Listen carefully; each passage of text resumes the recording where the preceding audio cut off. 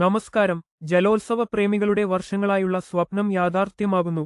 കഠിനപ്രയത്നങ്ങൾക്ക് വിരാമമിട്ട് പുതിയ ചുണ്ടൻ വള്ളം ജലത്തിലേക്ക് ഇറങ്ങാൻ ഒരുങ്ങുകയാണ്.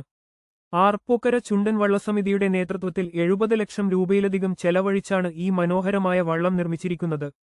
ആഗസ്റ്റ് 2-ാം തീയതി ഉച്ചയ്ക്ക് 12 മണി മുതൽ 12:30 മീനച്ചിലാറ്റിലാണ് വള്ളം നീരണിയുന്നത്. എടത്വ കോവിൽമുക്ക് ഓടശ്ശേരിൽ സാബു നാരായണൻ ആചാര്യയുടെ കരവിരുതിലാണ് ഈ വള്ളം രൂപം കൊണ്ടിരിക്കുന്നത്.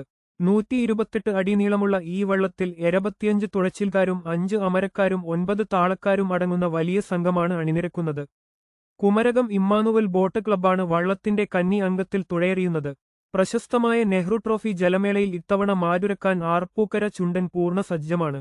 വള്ളം നീറ്റിലിറക്കുന്ന ചടങ്ങിനു ശേഷം നടക്കുന്ന ഔദ്യോഗിക സമ്മേളനത്തിൽ മന്ത്രി മോൻസ് ജോസഫ്, ഫ്രാൻസിസ് ജോർജ് MP, നാട്ടകം സുരേഷ് MLA തുടങ്ങിയ പ്രമുഖർ പങ്കെടുക്കും. കൂടുതൽ വാർത്തകൾക്കായി ഈ ചാനൽ സബ്സ്ക്രൈബ് ചെയ്യൂ.